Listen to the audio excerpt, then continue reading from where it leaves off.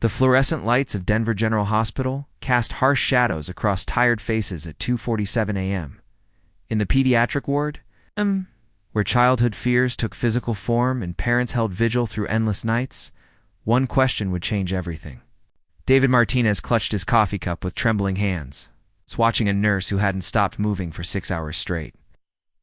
When he finally asked her why she never took breaks, her answer would shatter everything he thought he knew about: dedication, sacrifice, and the hidden battles people fight in silence.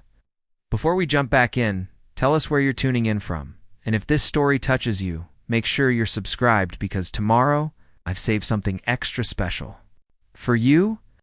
But this story begins 12 hours earlier, in the chaos of an ordinary Tuesday that would prove to be anything but ordinary. The alarm clock's shrill cry pierced through the morning haze at 5:30 a.m., finding David Martinez already awake, staring at the ceiling of his modest apartment in Aurora, Colorado. Sleep had become a luxury he couldn't afford, not when his mind raced with calculations every night. Rent due in 4 days. Lily's asthma medication is running low. The ancient Honda Civic made that grinding noise that probably meant another repair bill he couldn't handle. He rolled out of bed, bare feet hitting the cold hardwood floor, and padded quietly to the kitchen. The coffee maker gurgled to life, its familiar sound providing the only comfort in his pre-dawn routine. Through the thin walls, he could hear Mrs. Chen getting ready for her early shift at the bakery.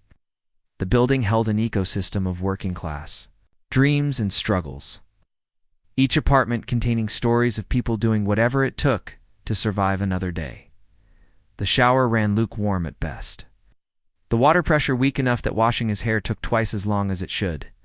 David stood under the tepid stream, letting it wake him fully while his mind ran through the day ahead. Construction job at the downtown office complex. 12-hour shift if he was lucky, 10 if the weather turned. Every hour mattered when you were paid by the day with no guaranteed tomorrow. In the mirror, a man he barely recognized stared back. At 34, David looked older than his years. Stressed lines etched deep around his eyes, his black hair showing premature gray at the temples. The scar above his left eyebrow, earned during his brief and unsuccessful boxing career, had faded to a thin white line. Those dreams felt like they belonged to someone else now. The bedroom door creaked as he eased it open. 7-year-old Lily slept peacefully, her small chest rising and falling with the slightly labored breathing that had become their constant companion.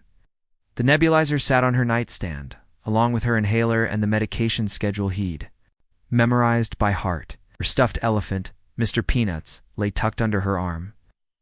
A gift from her grandmother before cancer took her 2 years ago. David kissed Lily's forehead gently, careful not to wake her.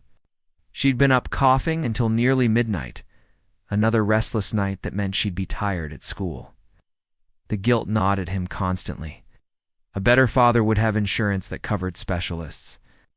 A better father would have caught the mold problem in their previous apartment before it made her condition worse. A better father wouldn't have to choose between medication and groceries in the kitchen. He prepared her breakfast and lunch simultaneously, assembling a peanut butter sandwich while scrambled eggs cooked on the stove. The routine had become mechanical over the past 3 years, ever since Maria left, with nothing but a note saying she wasn't ready to be a mother. The engagement ring he'd saved for 6 months to buy still sat in his sock drawer, a reminder of dreams that crumbled. Like everything else in his life, Mrs. Rodriguez from next door arrived at 6:45 a.m. sharp. Her key fitting into the lock with practiced ease. She'd been watching Lily before and after school for the past year, refusing to accept more than $50 a week despite David's protests. "Children need community," she'd say in her heavily accented English, waving away his attempts to pay her fairly. "My grandchildren live too far away. Lily fills my heart." "Good morning, David," she whispered, settling her purse on the counter. "How did she sleep?" "Rough night," he admitted, pulling on his work boots. "The inhaler's getting low again. I'll pick up a refill after work." Mrs. Rodriguez nodded, understanding the financial calculations behind every decision. She'd raised 5 children on her husband's mechanic's salary, knew the weight of choosing between necessities. "I'll keep the humidifier running today. The dry air isn't helping." David grabbed his thermos of coffee and the paper bag containing his lunch. 2 bologna sandwiches, an apple, and a bag of chips. The same meal he'd packed every day for months, cheap and filling enough to get him through a long shift. His tool belt hung by the door, worn leather scarred from years of use. The weight of it familiar across his hips. The Honda Civic protested as he turned the key, the engine coughing to life with a shudder that ran through the entire frame. The grinding noise from the transmission had gotten worse over the past week. But the mechanic quoted him $800 for a repair. Money he didn't have for a car he couldn't afford to lose. Denver's pre-dawn streets were already busy with the rhythm of working America. Delivery trucks rumbled past, their drivers beginning routes that would take them across the city. Ada! Red light. David watched a woman in scrubs hurry across the intersection, probably heading to the hospital for a shift that would leave her exhausted and underpaid. Everyone had their struggles, their private battles fought in the spaces between public smiles. The construction site sat in the heart of downtown, a future office building that would house businesses David would never be able to afford to patronize. The crew was already gathering, hard hats and safety vests bright against the gray morning. These men had become his temporary family, united by the shared understanding that today's work meant tonight's dinner. Martinez. Joe Sullivan called out, his Boston accent still thick after 15 years in Colorado. You're on the 15th floor today. Steel placement. David nodded, strapping on his safety gear. 15 floors up meant good pay, but dangerous. Work. One mistake, one moment of inattention, and Lily would be an orphan. The thought followed him up the construction elevator, the city spreading out below as they rose above the buildings. The work was methodical and demanding. Each steel beam had to be positioned exactly, welded with precision that would determine the building's structural integrity. David's hands moved with practiced efficiency, muscle memory guiding him through tasks he'd performed thousands of times. The sun climbed higher, turning the steel hot enough to burn through gloves, but the crew pushed forward. Time was money, and none of them had enough of either. During the lunch break, David sat on a girder with his feet dangling over the edge, eating his bologna sandwich while watching the city below. Office workers hurried along sidewalks, their business clothes, in purposeful strides speaking of lives vastly different from his own. He wondered sometimes what it would be like to work in climate-controlled comfort, to have health insurance and paid vacation, to not calculate the cost of every purchase. His phone buzzed with a text from Mrs. Rodriguez. Lily had coughed at school. Nurse called. She's okay but tired. The message sent a familiar spike of anxiety through his chest. Every cough, every wheeze, every sign of respiratory distress reminded him of how precarious their situation was. One serious asthma attack, one emergency room visit. The medical bills would destroy what little financial stability they'd managed to build. The afternoon stretched into overtime, the crew working past their scheduled quitting time to meet a deadline. David's body ached, his shoulders and back protesting the physical demands of the job. But he couldn't complain. The extra hours meant extra money. And extra money meant security for another few days. By the time he climbed into his car, the sun was setting behind the mountains, painting the sky in shades of orange and purple. The Honda's engine turned over reluctantly, the grinding noise more pronounced now. David made a mental note to call the mechanic. Knowing he'd likely ignore the problem until it became catastrophic, Mrs. Rodriguez met him at the apartment door. Her face creased with concern. She's been coughing more today, she reported quietly. Not terrible, but more than usual. I gave her the nebulizer treatment at 4 o'clock. David found Lily curled up on the couch, her coloring book open but abandoned beside her. She looked up when he entered, her smile bright despite the shadows under her eyes. "Daddy! I drew you a picture at school!" The drawing showed to stick. Figures holding hands, one tall and one small, standing in front of a house with a garden. "That's our new house," she explained. "The one with the big yard where I can run and play without getting sick." Innocent hope in her voice nearly broke him. "It's beautiful, sweetheart. We'll put it on the refrigerator." They ordered pizza for dinner, a small extravagance that felt like a celebration. Lily ate 2 slices, her appetite better than it had been in days. They watched a Disney movie together, her head resting against his shoulder as the animated characters sang about dreams coming true. At bedtime, David helped her with her evening medications, the routine as familiar as breathing. Inhaler first, then the nebulizer treatment, the machine's worry filling the small bedroom. She sat patiently through the 15-minute session, breathing deeply as the medication opened her airways. "Daddy," she said as he tucked her in. "Why do I have to be sick?" The question hit him like a physical blow. How do you explain to a 7-year-old that life isn't fair, that some people struggle while others coast through with ease? How do you maintain hope when your own faith wavers daily? "Sometimes people get sick, baby," he said softly, smoothing her hair. "But you're strong, and you're brave, and we're going to take care of you. Will I get better? The doctors are helping you get better every day, and Daddy's going to make sure you have everything you need." She nodded, accepting his promise with the trust only children possess. Within minutes, she was asleep, her breathing steady and peaceful. David sat beside her bed for a long time, watching the rise and fall of her chest, calculating how many more days they could afford her medications at current prices. The phone rang at 11:47 p.m., jarring him from restless sleep. Mrs. Rodriguez's voice was tight with panic. "David, you need to come quickly. Lily can't breathe." He found his daughter sitting up in bed, her face pale and drawn, fighting for each breath. The familiar wheeze had become a desperate struggle, her chest retracting with each inhalation. The nebulizer treatment wasn't helping, and her inhaler provided no relief. "We need to go to the hospital," he said, trying to keep his voice calm despite the terror clawing at his chest. He wrapped Lily in a blanket and carried her to the car, Mrs. Rodriguez following with the diaper bag that had become their emergency kit. Preparing and narrating this story took us a lot of time, so if you are enjoying it, subscribe to our channel. It means a lot to us. Now, back to the story. The drive to Denver General Hospital took 12 minutes that felt like hours. Lily's breathing grew more labored with each mile, her small hand gripping his arm as he drove. The emergency room entrance glowed like a beacon in the darkness, promising help, but also financial ruin. The triage nurse took one look at Lily and rushed them into an examination room. Within minutes, she was connected to oxygen, her color already improving as the pressurized air helped her breathe. David held her hand, whispering reassurances while his mind raced through the implications of another emergency room visit. "She's stable," the doctor assured him an hour later. "But we want to keep her for observation.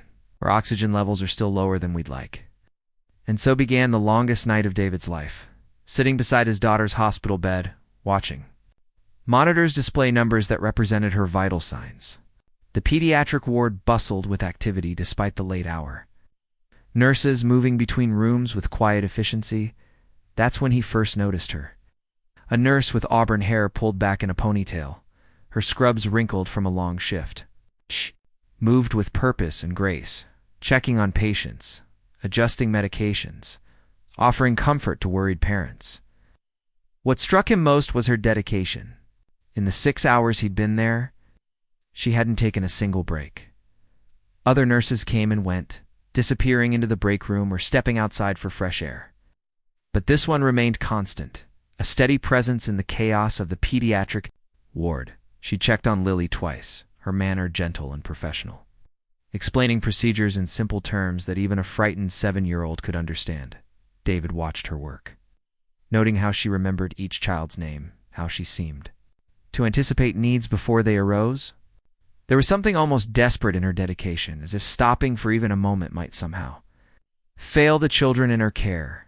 As the night wore on, and Lily finally fell into peaceful sleep, David found himself studying this tireless nurse.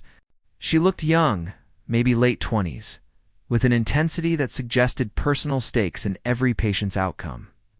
When she passed by Lily's room for the 4th time, he couldn't contain his curiosity any longer. "Excuse me," he called softly, stepping into the hallway. She turned, her eyes slightly bloodshot from fatigue, but alert and focused. "Is everything okay with Lily?" she asked immediately, her voice carrying genuine concern. "She's fine, sleeping. I just... I've been watching you work all night. Don't you ever take breaks?" The question seemed to catch her off guard. For a moment, something flickered across her face, a shadow of pain so deep it made David's chest tighten, Then her professional mask slipped back into place, but not before he'd seen the truth underneath. Fine, she said quietly. Just doing my job. Yeah. But David had seen enough of life's hardships to recognize a fellow traveler. Whatever drove this nurse to work without rest, whatever personal demon pushed her beyond normal limits, he understood the weight of carrying more than you could bear. I'm David, he offered, extending his hand. David Martinez. She hesitated. For a moment, then shook it briefly. Sarah Williams. Thank you for taking such good care of Lily. She's all I have. Sarah's expression softened slightly. She's a sweet girl. You're a good father. The simple words hit deeper than she could have known. In a world where he constantly questioned whether he was enough, whether his efforts were adequate, her validation felt like a lifeline. Can I ask you something? David found himself saying, though he wasn't sure why. What keeps you going? Mean this job, these hours, seeing sick children every day? How do you do it? Sarah's smile was sad and distant. Someone has to, wasn't really an answer, but David sensed there was more to the story. In her eyes, he saw something he recognized, a pain that went deeper than professional dedication. Whatever Sarah Williams was running from, whatever drove her to work without rest, it was personal. As dawn approached and Lily's breathing remained steady, David realized that this chance encounter had opened a door he hadn't expected. In asking about Sarah's dedication, he'd glimpsed something that would change everything he thought he knew about the battles people fight in silence. The question had been innocent enough. It's born from genuine curiosity and respect for her tireless work. But Sarah's response, or lack thereof, suggested a story that went far beyond professional duty. As she disappeared back into the maze of the pediatric ward, David found himself wondering what could drive someone to such extremes of dedication. He had no idea that the answer would destroy everything he thought he knew about sacrifice, love, and the lengths people go to honor the memory of those they've lost.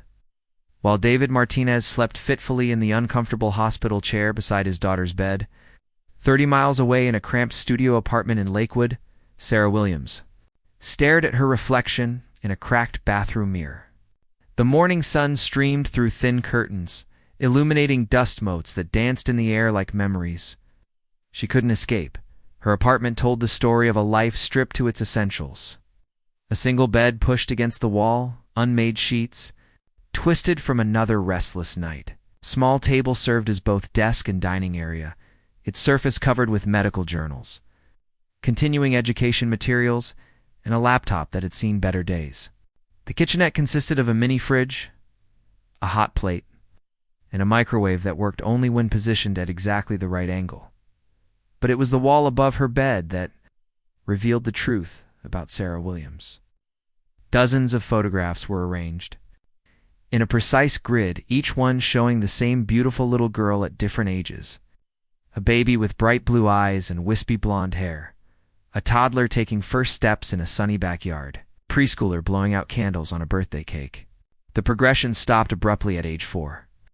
The last photo, showing a pale child in a hospital bed. Tubes and wires obscuring her tiny frame, Sarah's morning routine was mechanical, performed with the efficiency of someone who had learned to minimize time spent in her own thoughts. Coffee from a single-serving machine. The same brand of instant oatmeal she'd eaten every day for 3 years, vitamins arranged in a weekly pill dispenser. Shower lasted exactly 4 minutes. Hot. Water a luxury she couldn't afford both financially and emotionally. The commute to Denver General Hospital took 45 minutes on 2 different bus routes. A journey she used to read medical research papers and case studies. Other passengers probably saw a dedicated healthcare worker preparing for another day of service. They couldn't know that each article she read, each new treatment protocol she studied, was another attempt to answer the question that haunted her. Could she have done more?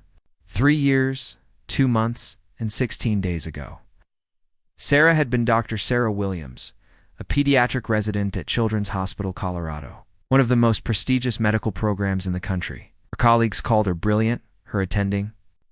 Physicians praised her diagnostic skills, and her future seemed limitless. She lived in a luxury apartment in Cherry Creek, drove a BMW, and was engaged to Dr. Marcus Thompson, cardiothoracic surgeon with impeccable credentials and social connections. The life she'd built had been perfect on paper. Medical school debt nearly paid off, a wedding planned at the Broadmoor Resort, a honeymoon in Tuscany already booked. Her parents, both professors at the University of Colorado, had been proud of their daughter's achievements. The Williams family had always valued education and professional success above all else, but perfection had crumbled in the space of a single afternoon. When a 4-year-old girl named Jessica Chen arrived in the emergency department with what appeared to be a simple case of pneumonia. Sarah had been the resident on duty, confident in her training and abilities. The child's symptoms were textbook, her vital signs consistent with a bacterial infection that would respond to standard antibiotic treatment. Sarah had ordered the appropriate tests, prescribed the indicated medications, and prepared discharge. Instructions. The child's parents, recent immigrants who spoke limited English, had seemed relieved when Sarah explained in her broken Mandarin that their daughter would be fine. It was supposed to be a routine case, the kind of straightforward diagnosis that medical residents handled dozens of times. The call came at 2:17 a.m. the next morning. Jessica Chen had been brought back to the hospital in full respiratory distress, her condition deteriorating rapidly despite the prescribed treatment. Sarah had rushed to the hospital, her mind racing through possibilities she might have missed. By the time she arrived, Jessica was on a ventilator, her small body fighting a battle that Sarah realized she'd misunderstood from the beginning. The attending physician, Dr. Rachel Martinez, had reviewed the case with surgical precision. The initial chest X-ray showed shadows that could have been pneumonia. She explained to Sarah in the hallway outside the pediatric ICU, "But look at the progression. This isn't bacterial infection. This is pneumocystis pneumonia, likely related to an undiagnosed immunodeficiency." Sarah had stared at the new films, seeing clearly what she'd missed 18 hours earlier. The patterns were different, subtle, but distinct. A more experienced physician might have caught it immediately. A better physician would have ordered additional tests, considered alternative diagnoses, asked more questions about the child's medical history. The parents never mentioned any previous illnesses, Sarah had said, her voice barely above a whisper. "Might not have recognized the significance," Dr. Martinez replied gently. "Many immigrants avoid medical care due to cost or fear. We need to ask better questions, create safer spaces for complete histories." Jessica Chen had died 3 days later, her immune system too compromised to fight the infection Sarah had misdiagnosed. The funeral had been small, attended by family members who spoke in hushed tones about the little girl who had loved drawing butterflies and singing Chinese lullabies. Sarah had stood in the back of the chapel, watching parents bury their child. While knowing that her mistake had cost precious time, the medical review board had been thorough and fair. Resident physicians make errors, especially when dealing with complex cases and limited information. Sarah's mistake had been within the range of expected learning experiences, her overall performance exemplary. The attending physician shared responsibility for the oversight, and hospital policies were reviewed to prevent similar incidents.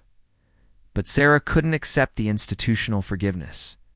She'd seen the pain in the parents' eyes, the way they'd looked at her during those final days. Days as their daughter slipped away, she'd felt the weight of a life lost, a future erased, dreams that would never be realized. The rational part of her mind understood that medicine involved risk, that even the best physicians couldn't save everyone. The human part of her heart couldn't move past the single question that haunted her sleep. What if she'd been better? The resignation letter had been simple and direct. Sarah Williams was stepping away from her residency program, effective immediately.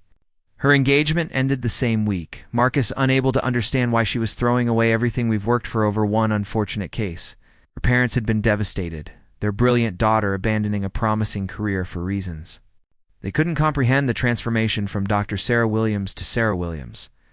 Aaron had taken 18 months of nursing school, her medical degree allowing her to fast-track through the program. She'd chosen pediatric nursing specifically, drawn to the same population she'd failed. Her colleagues didn't understand why someone with her qualifications would work for a fraction of her potential salary. accepting assignments that more experienced nurses avoided. But Sarah understood something her colleagues didn't. Every child she saved was a chance to balance the scales, to honor Jessica Chen's memory through the lives she could protect. The long hours, the emotional exhaustion, physical demands of nursing work were penance for the mistake that had cost a 4-year-old her life. Her apartment in Lakewood had been chosen for its proximity to the hospital and its affordability. On a nurse's salary, the neighborhood was rough, sirens a constant soundtrack, but Sarah barely noticed. She'd donated most of her possessions when she'd moved, keeping only the essentials and the photographs that reminded her why she'd chosen this path. The studio apartment's most prominent feature was a small shrine she'd created in the corner. Jessica's photograph sat surrounded by medical journals, continuing education certificates, and letters from parents whose children Sarah had cared for. It was her daily reminder of the responsibility she carried, the debt she could never fully repay. Sarah's social life had disappeared along with her medical career. Former colleagues had tried to maintain contact initially, but her withdrawal from their world had been complete. She'd deleted her social media accounts, changed her phone number, and avoided the upscale restaurants and cultural events that had once filled her weekends. Her life now revolved entirely around work and the quiet hours spent studying new treatments, researching rare conditions, and preparing for the next child who might need her to be better than she'd been before. The letters from Jessica's parents had arrived monthly for the first year, written in careful English that conveyed forgiveness Sarah couldn't accept. They'd moved back to Taiwan, they explained, but wanted her to know that they didn't blame her for their daughter's death. They understood that medicine was complicated, that doctors were human, that sometimes tragedy struck despite everyone's best efforts. Sarah had never responded to the letters, though she'd kept every one. Their kindness made her guilt more complicated, their grace highlighting the perfection she'd demanded of herself. They'd found peace with their loss, while she remained trapped in the moment of her failure, replaying the diagnosis that had come too late. The irony wasn't lost on her that she'd become a better caregiver through her guilt than she'd ever been, through her confidence. As a resident, she'd been skilled but somewhat detached, proud of her abilities but not fully connected to the emotional weight of her decisions. As a nurse, she was present for every moment of her patient's care, attuned to subtle changes that might indicate complications, willing to question physicians when something didn't seem right. Her reputation at Denver General had grown quietly over the past 2 years. She was the nurse who stayed late to comfort crying children, who remembered every parent's name, who could spot potential problems before they became emergencies. Physicians requested her for difficult cases, knowing that her vigilance often prevented complications. But Sarah's dedication came with a cost that her colleagues couldn't see. She lived in a state of constant hypervigilance, analyzing every symptom, second-guessing every decision, carrying the weight of responsibility that should have been shared among the entire medical team. She worked double shifts not because she needed the money, but because going home meant being alone with her thoughts.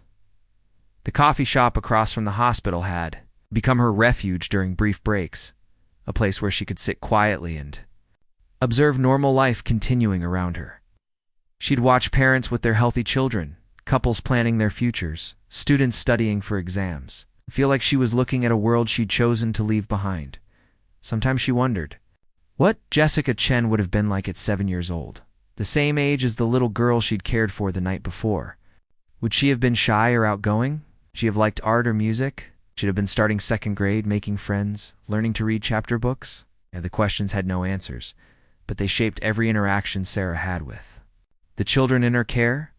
The pediatric ward at Denver General had become her mission field. Each shift an opportunity to prevent another family from experiencing the loss she'd caused. She studied every child's case with the intensity of a detective, looking for patterns and connections that might reveal hidden dangers. Her medication administration was flawless, her documentation meticulous, her patient advocacy fierce. Other nurses had learned to trust Sarah's instincts, calling her when they felt uncertain about a patient's condition. She'd prevented several potential disasters through her vigilance, catching medication errors, identifying early signs of sepsis, and recognizing symptoms that others might have dismissed. Each successful intervention felt like a small payment toward a debt she could never fully settle. The photographs on her apartment wall had become a timeline of her failure and her redemption.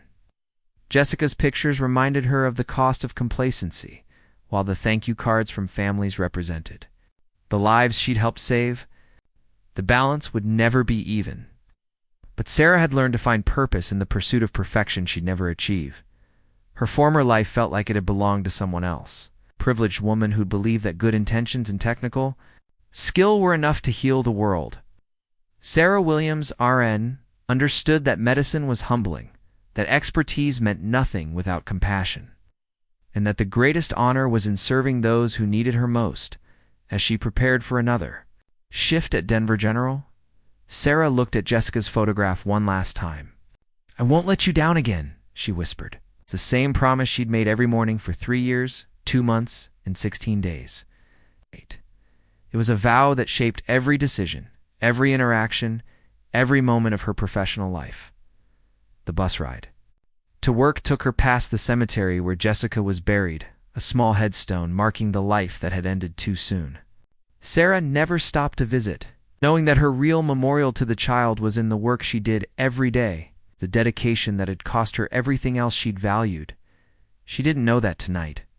A construction worker named David Martinez would ask her a simple question that would force her to confront the story she'd been carrying alone.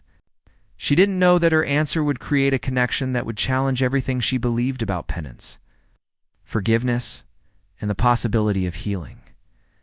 But as the bus pulled up to the hospital and Sarah prepared for another shift of tireless dedication, she carried with her the weight of a promise made to a 4-year-old girl who would never grow up, and the hope that somehow her vigilance could prevent other families from experiencing the pain she'd caused. 2 weeks after Lily's emergency hospital stay, David Martinez found himself standing in the pharmacy section of King Soopers at 7:30 p.m., staring at the price tag on his daughter's asthma medication. The numbers seemed to mock him. $347.99 for a single inhaler that would last maybe 3 weeks. His insurance covered 60%, leaving him with a copay that represented 2 days of construction work. He pulled out his phone to check his account balance, the familiar ritual of financial mathematics that governed every purchase. Rent was paid, utilities current, but groceries for the week had left him with exactly $89.34 in checking. The medication would overdraw his account, triggering fees that would make the situation worse. "Excuse me, is everything okay?" David turned to find Sarah Williams standing beside him, her auburn hair loose around her shoulders instead of pulled back in the professional ponytail he remembered. She wore jeans and a simple sweater, looking younger and more approachable than she had in her hospital scrubs. In her basket, he noticed the ingredients for what looked like a single person's dinner: a frozen meal, a small carton of milk, and a bag of apples. "Oh, hi," David said, surprised by the unexpected encounter. "Sarah, right? From the hospital?" She nodded, her expression softening with recognition. "How's Lily doing? Been wondering about her since that night." The genuine concern in her voice caught him off guard. In his experience, medical professionals were kind but professional, their caring contained within the boundaries of their shifts. "She's doing better, thanks to you and the other nurses. Actually, I'm just picking up her refill." Sarah's eyes flicked to the medication in his hands, then to his face, and he saw understanding dawn in her expression. She'd probably witnessed this scene countless times, parents calculating the cost of keeping their children healthy. "The generic version works just as well," she said quietly, reaching past him to pull a different box from the shelf. "Same active ingredient, but about half the price. Some doctors automatically prescribe the brand name, but you can ask the pharmacist to substitute." David looked at the generic version she'd handed him. $186.99. Still expensive, but manageable without overdrawing his account. "I had no idea. Thank you." "Insurance companies have preferred drug lists too," Sarah continued, keeping her voice low. "Sometimes there are even cheaper alternatives that work differently but achieve the same results. You could ask Lily's doctor about albuterol versus levobuterol, or whether she might benefit from a daily controller medication that could reduce her need for rescue inhalers. The depth of her knowledge impressed him, but more than that, he was struck by her willingness to help someone she'd met only briefly. You really know your stuff. A shadow crossed her face, so quickly he almost missed it. I've had experience with pediatric respiratory conditions. They walked toward the pharmacy counter together, an awkward but comfortable silence settling. Between them, the pharmacist, a tired-looking man in his 50s, barely looked up as David presented his prescription. It's generic substitution, okay? The pharmacist asked routinely. Yes, please, David replied, grateful for Sarah's advice. While they waited for the prescription to be filled, Sarah browsed the magazine rack nearby.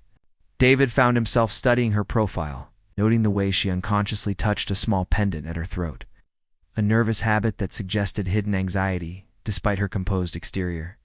Can I ask you something? David said impulsively.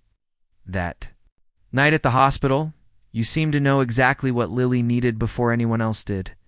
Do you have kids of your own? Her reputation at Denver General had grown quietly over the past 2 years. She was the nurse who stayed late to comfort crying children, who remembered every parent's name, who could spot potential problems before they became emergencies. Physicians requested her for difficult cases, knowing that her vigilance often prevented complications, but Sarah's dedication came with a cost that her colleagues couldn't see. She lived in a state of constant hypervigilance, analyzing every symptom, second-guessing every decision, carrying the weight of responsibility that should have been shared among the entire medical team. She worked double shifts not because she needed the money, but because going home meant being alone with her thoughts. The coffee shop across from the hospital had become her refuge during brief breaks, a place where she could sit quietly and observe normal life continuing around her. She'd watch parents with their healthy children, couples planning their futures, students studying for exams, and feel like she was looking at a world she'd chosen to leave behind. Sometimes she wondered what Jessica Chen would have been like at 7 years old, the same age as the little girl she'd cared for the night before. Would she have been shy or outgoing? Would she have liked art or music? Would she have been starting 2nd grade, making friends, learning to read chapter books? The questions had no answers, but they shaped every interaction Sarah had with the children in her care. The pediatric ward at Denver General had become her mission field. Each shift an opportunity to prevent another family from experiencing the loss she'd caused. She studied every child's case with the intensity of a detective, looking for patterns and connections that might reveal hidden dangers. Medication administration was flawless, her documentation meticulous, her patient advocacy fierce. Other nurses had learned to trust Sarah's instincts, calling her when they felt uncertain about a patient's condition. She'd prevented several potential disasters through her vigilance, catching medication errors, identifying early signs of sepsis, and recognizing symptoms that others might have dismissed. Each successful intervention felt like a small payment toward a debt she could never fully settle. The photographs on her apartment wall had become a timeline of her failure and her redemption. Jessica's pictures reminded her of the cost of complacency, while the thank you cards from families represented the lives she'd helped save. The balance would never be even. But Sarah had learned to find purpose in the pursuit of perfection she'd never achieve. Her former life felt like it had belonged to someone else, a privileged woman who'd believed that good intentions and technical skill were enough to heal the world. Sarah Williams, RN, understood that medicine was humbling, that expertise meant nothing without compassion, and that the greatest honor was in serving those who needed her most. As she prepared for another shift at Denver General, Sarah looked at Jessica's photograph one last time. "I won't let you down again," she whispered. The same promise she'd made every morning for 3 years, 2 months, and 16 days. It was a vow that shaped every decision, every interaction, every moment of her professional life. The bus ride to work took her past the cemetery where Jessica was buried, a small headstone marking the life that had ended too soon. Sarah never stopped to visit, knowing that her real memorial to the child was in the work she did every day, the dedication that had cost her everything else she'd valued. She didn't know that tonight. A construction worker named David Martinez would ask her a simple question that would force her to confront the story she'd been carrying alone. She didn't know that her answer would create a connection that would challenge everything she believed about penance, forgiveness, and the possibility of healing. But as the bus pulled up to the hospital and Sarah prepared for another shift of tireless dedication, she carried with her the weight of a promise made to a 4-year-old girl who would never grow up, and the hope that somehow her vigilance could prevent other families from experiencing the pain she'd caused. 2 weeks after Lily's emergency hospital stay, David Martinez found himself standing in the pharmacy section of King Soopers at 7:30 p.m., staring at the price tag on his daughter's asthma medication. The numbers seemed to mock him. $347.99 for a single inhaler that would last maybe 3 weeks? His insurance covered 60%, leaving him with a copay that represented 2 days of construction work. He pulled out his phone to check his account balance. The familiar ritual of financial mathematics that governed every purchase was paid, utilities current, but groceries for the week had left him with exactly $89.34 in checking. The medication would overdraw his account, triggering fees that would make the situation worse. "Excuse me, is everything okay?" David turned to find Sarah Williams standing beside him, her auburn hair loose around her shoulders instead of pulled back in the professional ponytail he remembered. She wore jeans and a simple sweater, looking younger and more approachable than she had in her hospital scrubs. In her basket, he noticed the ingredients for what looked like a single person's dinner: a frozen meal, a small carton of milk, and a bag of apples. "Oh, hi," David said, surprised by the unexpected encounter. "Sarah, right? From the hospital?" She nodded, her expression softening with recognition. "How's Lily doing? I've been wondering about her since that night." The genuine concern in her voice caught him off guard. In his experience, medical professionals were kind but professional, their caring contained within the boundaries of their shifts. "She's doing better, thanks to you and the other nurses. Actually, I'm just picking up her refill." Sarah's eyes flicked to the medication in his hands, then to his face, and he saw understanding dawn in her expression. She'd probably witnessed this scene countless times, parents calculating the cost of keeping their children healthy. "The generic version works just as well," she said quietly, reaching past him to pull a different box from the shelf. "Same active ingredient, but about half the price. Some doctors automatically prescribe the brand name, but you can ask the pharmacist to substitute." David looked at the generic version she'd handed him, $186.99, still expensive, but manageable without overdrawing his account. "I had no idea. Thank you." "Insurance companies have preferred drug lists too," Sarah continued, keeping her voice low. "Sometimes there are even cheaper alternatives that work differently but achieve the same results. You could ask Lily's doctor about albuterol versus levobuterol, or whether she might benefit from a daily controller medication that could reduce her need for rescue inhalers." The depth of her knowledge impressed him, but more than that, he was struck by her willingness to help someone she'd met only briefly. "You really know your stuff." A shadow crossed her face, so quickly he almost missed it. "I've had experience with pediatric respiratory conditions."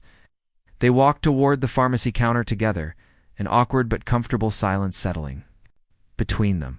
Pharmacist, a tired-looking man in his 50s, barely looked up as David presented his prescription.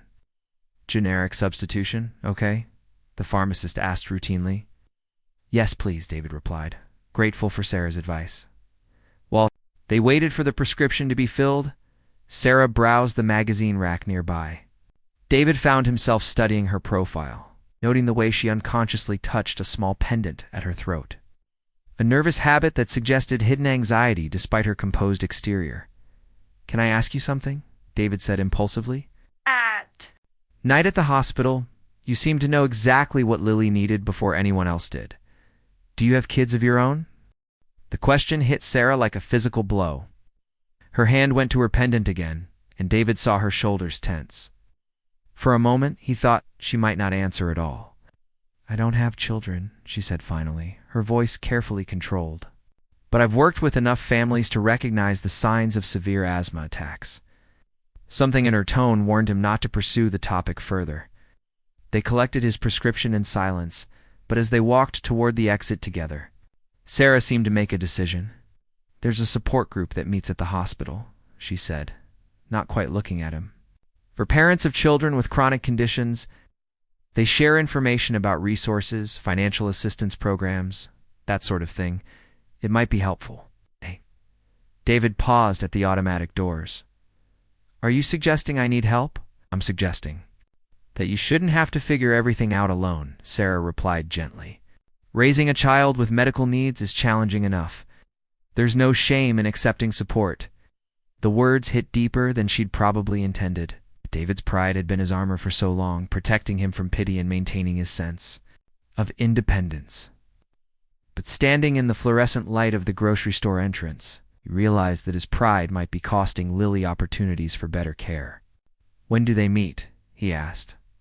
"Second and fourth Tuesdays, 7 p.m. in Conference Room B. Next meeting is tomorrow night." David nodded, filing away the information. "Will you be there?" "I sometimes attend when my schedule allows," Sarah said, carefully, to answer medical questions or provide resources. As they walked to the parking lot, David noticed Sarah heading toward the bus stop rather than to a car. The evening was growing cold, and the next bus wouldn't arrive for 20 minutes, according to the posted schedule. "Can I give you a ride?" he offered, gesturing toward his Honda Civic. Sarah hesitated, clearly weighing safety concerns against convenience. "That's kind of you, but I'm fine with the bus. It's freezing out here, and I owe you for the medication advice." "Where do you live, Lakewood?" she admitted reluctantly. "That's like 4 bus transfers from here. Come on, let me drive you. Promise I'm not a serial killer." Despite herself, Sarah smiled at his attempt at humor. "But only if you're sure it's not out of your way." The drive to Sarah's apartment complex gave them time to talk in a way the hospital environment hadn't allowed. David learned that she'd moved to Colorado from Boston. She enjoyed hiking but rarely had time for it, and that she was taking continuing education classes to maintain her nursing certification. Sarah discovered that David had grown up in Denver, that he'd boxed semi-professionally before Lily was born, and that he built custom furniture as a side business when construction work was slow. Their conversation was careful, both testing the boundaries of appropriate sharing between relative strangers. "That's my building," Sarah said, as they pulled into the parking lot of a modest apartment complex. The area wasn't dangerous, but it was clearly chosen for affordability rather than amenities. "Thank you for the ride," she said, gathering her grocery bag. "And for the medication advice earlier. You probably saved me $50 tonight."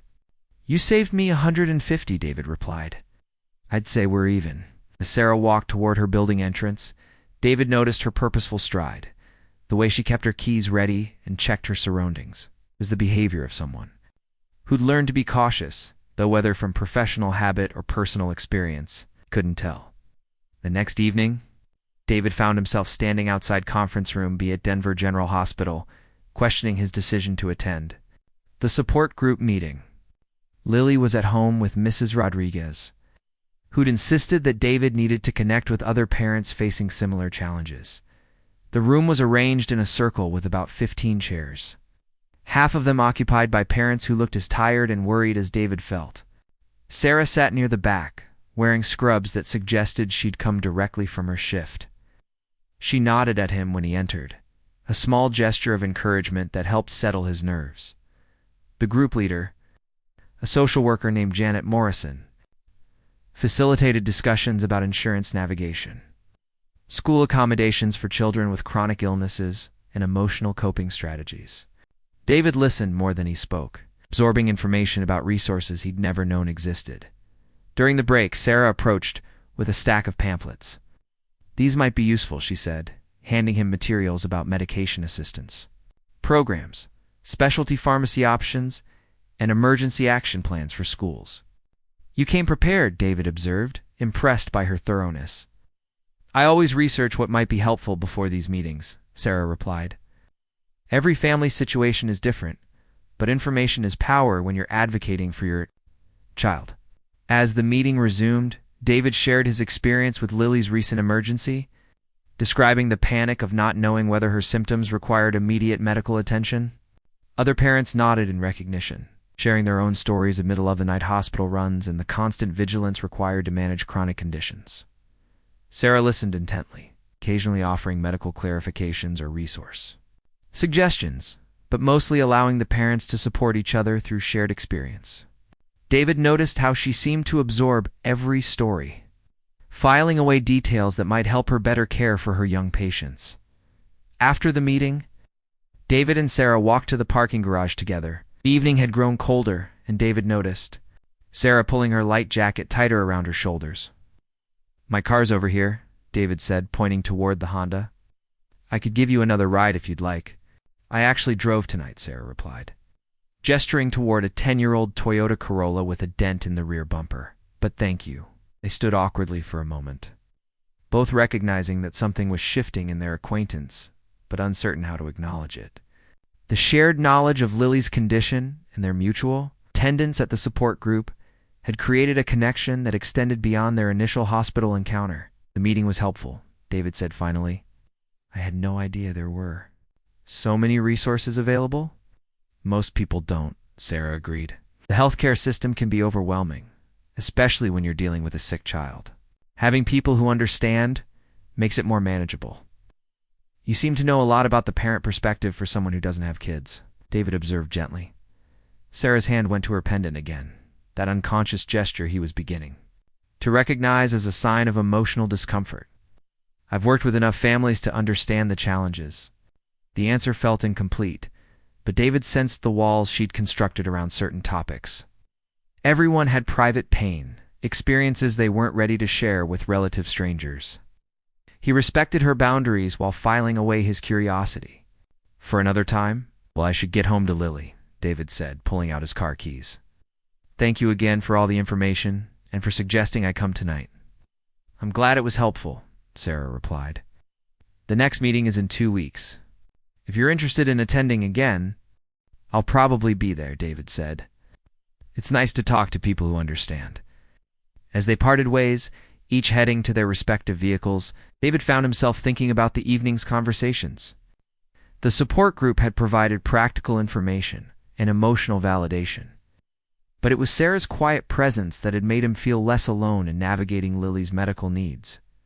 Sarah, meanwhile, sat in her car for several minutes before starting the engine. Attending the support group meetings was part of her ongoing education, a way to better understand the perspectives of the families she served. But tonight felt different, more personal somehow. David's questions about her knowledge of parenting challenges had touched on territory she usually avoided. Her expertise came from failure rather than success, from a case that had taught her more about family devastation than any textbook ever could. She'd learned to translate that painful knowledge into helpful guidance for other parents. But sharing the source of her wisdom felt impossible. The drive back to her apartment gave Sarah time to process the evening's interactions. David Martinez seemed like a good father, devoted to his daughter, despite obvious financial constraints. His willingness to attend the support group suggested humility and openness to learning, qualities that would serve him well in managing Lily's condition. More troubling was her growing sense of connection to both father and daughter. Professional boundaries existed for good reasons, protecting both healthcare workers and patients from inappropriate relationships. But David's genuine gratitude for her help and Lily's sweet personality were making it difficult to maintain the emotional distance that had protected her for the past 3 years. That night, Sarah prepared for bed in her sparse apartment. She found herself thinking about the Martinez family's circumstances. Single father, limited resources, chronic medical condition requiring ongoing management. It was a situation that demanded advocacy and support. It's a kind of case that justified her. It's an extra attention and assistance. She told herself that any interest she felt in their welfare was purely professional, an extension of her nursing responsibilities. But as she looked at Jessica's photograph before turning off the lights, Sarah couldn't quite convince herself that her motivations were entirely clinical. The intersection of their lives was beginning to feel less accidental and more inevitable. Though neither David nor Sarah was ready to acknowledge the growing connection between them, Both carried too much history, too many protective barriers, and too many responsibilities to consider the possibility that helping each other might lead to something deeper. But in the quiet of their separate homes, both found themselves thinking about the evening's conversations, the unexpected comfort of shared understanding, and the tentative beginning of something that felt like friendship. The call came at 3:47 a.m. on a Thursday morning, piercing through David's exhausted sleep like a knife. The school district's automated system delivered the message with mechanical precision.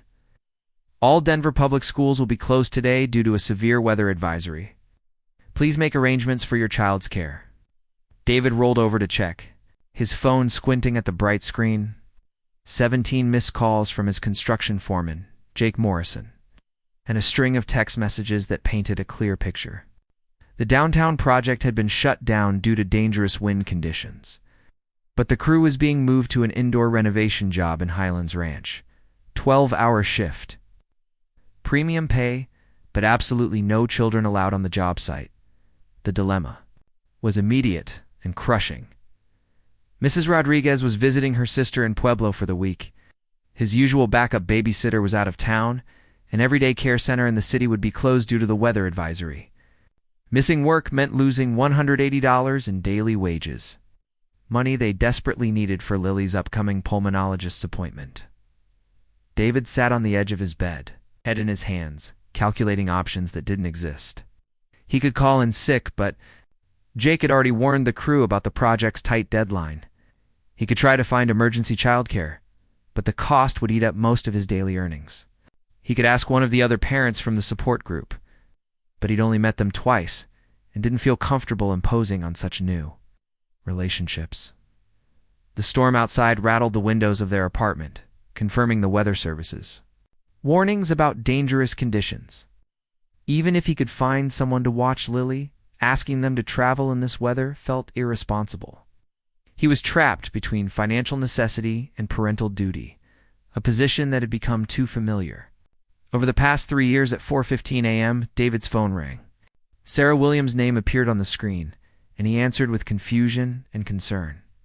"David, I'm sorry to call so early." Sarah's voice was tired but alert. "I just finished my shift and saw the school closure alert. I know Mrs. Rodriguez mentioned at the support group that she was going out of town this week. Do you need someone to watch Lily today?" The offer was so unexpected that David was momentarily speechless. How did you even think to call me?" "I keep track of the families from our support group," Sarah explained, her tone matter-of-fact. "Storm days are always difficult for working parents, especially single parents. I don't have anywhere to be today, and I'm good with kids." David's first instinct was to decline, his pride bristling at accepting such a significant favor from someone he'd known for only a few weeks. But the alternative was missing work, which would mean choosing between paying rent and buying groceries. "Next week? I couldn't ask you to do that," he said weakly, even as relief flooded through him. "You just worked all night. You need to sleep." "I usually stay up for a few hours after night shifts anyway," Sarah replied. "It helps me transition back to a normal schedule. Besides, I'd rather spend the day with a sweet 7-year-old than alone in my apartment watching weather reports." The genuine warmth in her voice convinced David that her offer wasn't born from pity or obligation. "Are you absolutely sure?" "I'd be gone from 7 a.m. to probably 8 tonight." "That's a really long day, I'm sure," Sarah said firmly. "Text me your address, and I'll be there by 6:30. David provided his address, then spent the next hour in a whirlwind of preparation. He wrote detailed instructions about Lily's medications, emergency contact numbers, and her daily routine. He stocked the refrigerator with easy lunch options and left $20 on the counter for any unexpected expenses. When Sarah arrived at 6:25 a.m., she looked remarkably alert for someone who'd worked a 12-hour hospital shift. She carried a small backpack and a bag from the pharmacy that contained children's acetaminophen, throat lozenges, and other supplies that suggested she'd anticipated potential needs. "You came prepared," David observed, impressed by her foresight. "I always prepare for the worst and hope for the best," Sarah replied, hanging her coat on the hook by the door. "It's a professional habit." Lily emerged from her bedroom wearing pink pajamas, and dragging Mr. Peanuts, her stuffed elephant. She'd met Sarah briefly at the second support group meeting, where Sarah had helped her make a craft project while the adults discussed insurance appeals. "Miss Sarah," Lily exclaimed, her face lighting up with recognition. "Are you babysitting me today?" "I'm going to spend the day with you while your dad works," Sarah corrected gently. "We'll have fun together." David knelt down to Lily's level, straightening her pajama top. "Remember what we talked about? Miss Sarah is doing us a big favor, so you need to be extra good today." "I'm always good," Lily protested, making both adults smile. "She really is," David assured Sarah. "Her inhaler is on the kitchen counter if she needs it, and there's a nebulizer in the bedroom closet. She knows how to use both, but she might need help with the nebulizer setup." Sarah nodded, her expression serious as she absorbed the medical information. "What about meals? Any foods she can't have?" "She's not allergic to anything, but dairy sometimes increases her mucus production," David explained. "I left some easy options in the fridge, but she's not a picky eater." As David prepared to leave for work, he felt the familiar anxiety of leaving Lily with someone new. But watching Sarah interact with his daughter, he noticed something that put him at ease. She spoke to Lily with the same gentle respect she'd shown in the hospital, treating her as a person rather than just a child to be managed. "We'll be fine," Sarah assured him, sensing his hesitation. "I have your work number, and I'll text you updates throughout the day." The drive to the job site took David through neighborhoods where tree branches had fallen across power lines and debris littered the streets. The storm had been fierce, and he was grateful that Lily was safe inside with someone capable of handling any emergency that might arise. The renovation project in Highlands Ranch was a welcome distraction from his worries. The crew was converting an old office building into luxury condominiums, work that required precision and attention to detail. David lost himself in the familiar rhythm of construction, his hands moving with practiced efficiency as he installed drywall and electrical fixtures. His phone buzzed with regular updates from Sarah. "Lily had scrambled eggs for breakfast and is coloring while I catch up on medical journals. We're making lunch together. She's an excellent sous chef. Afternoon nebulizer treatment completed. She's teaching me to play Go Fish." Each message included a photo that showed Lily engaged in various activities, her smile bright and genuine. David found himself looking forward to these updates, not just for reassurance about his daughter's well-being, but for glimpses into Sarah's personality beyond her professional demeanor. The photos revealed a side of Sarah he hadn't seen before. She was sitting on the floor playing board games, her hair falling loosely around her shoulders, her expression relaxed and genuinely happy. In one image, she and Lily were both covered in flour, apparently having attempted to bake cookies from scratch. Another showed them building an elaborate fort out of couch cushions and blankets. At 3:30 p.m., David's phone rang. Instead of chiming with a text message, Sarah's name on the screen sent a spike of anxiety through his chest. "Ow." "Okay," he answered immediately. "Everything's fine," Sarah assured him quickly. "But Lily's been asking about her mom, and I wasn't sure how to handle it. She found a photo in her room and wanted to know why Mommy doesn't live with you anymore." David's heart sank. Lily's questions about Maria had become more frequent lately, her 7-year-old mind trying to make sense of abandonment in ways that broke his heart. "What did you tell her?" he asked, stepping away from his coworkers to have privacy for the conversation.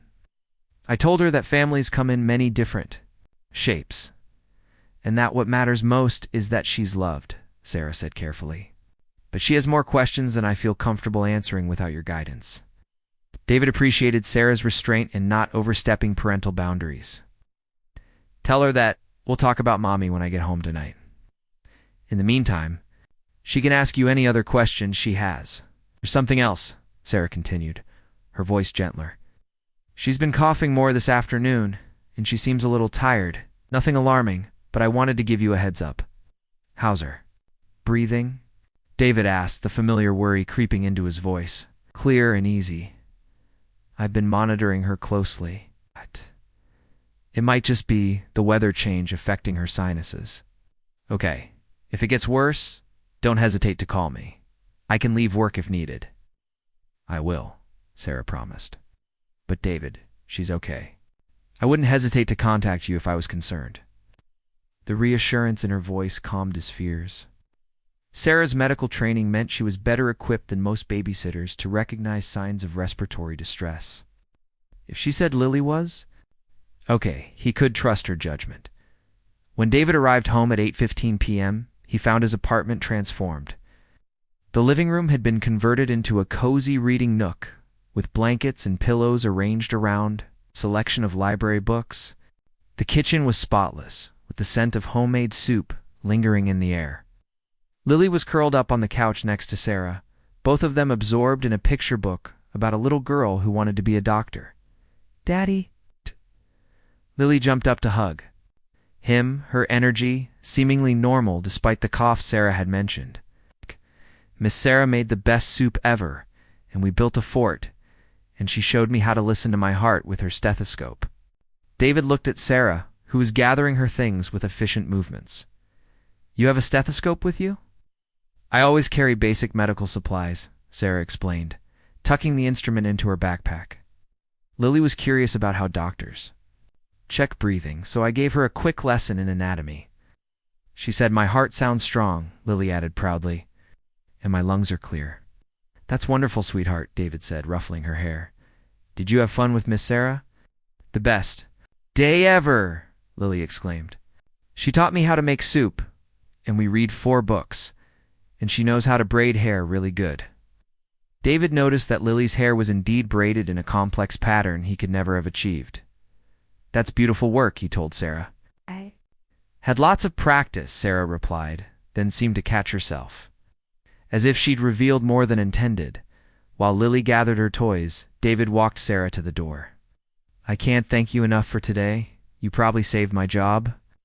"It was my pleasure," Sarah said, and David could tell she meant it. "Lily's a remarkable little girl. You're doing an amazing job raising her. She seems really comfortable with you," David observed. "Have you considered working in pediatrics full-time?" Sarah's expression shifted, that familiar shadow crossing her face. "I do work in pediatrics full-time. I mean private practice, or maybe nanny work," David clarified. "You're incredible with kids. It seems like it comes naturally to you."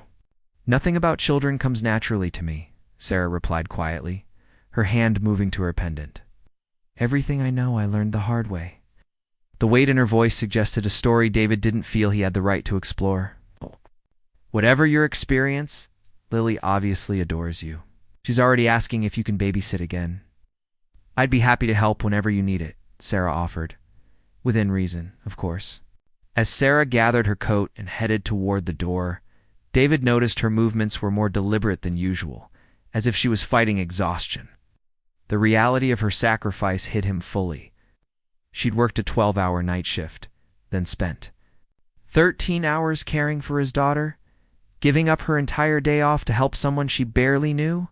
"Sarah," he called, as she reached for the door handle. "Can I ask you something?" She turned back, her expression guarded but attentive. "Why did you really offer to watch Lily today? I mean, we barely know each other and you've just worked all night. Most people would have gone home and slept." Sarah was quiet for a long moment, her fingers whirring the pendant at her throat. When she finally spoke, her voice was barely above a whisper. "'Cause I know what it's like to have a sick child and no one to help," she said. "And because I know what it's like to make impossible choices between taking care of someone you love and surviving financially." "You said you don't have children," David said gently. "I don't," Sarah confirmed. Her eyes filling with tears, she quickly blinked away. "Not anymore." The admission hung in the air between them, heavy with implications David didn't dare to explore. Sarah's vulnerability was clearly costing her. He sensed that pushing for more details would violate the trust she'd shown by sharing even this much. "Thank you," he said simply. "For everything. For understanding. For helping. For caring about Lily the way you do."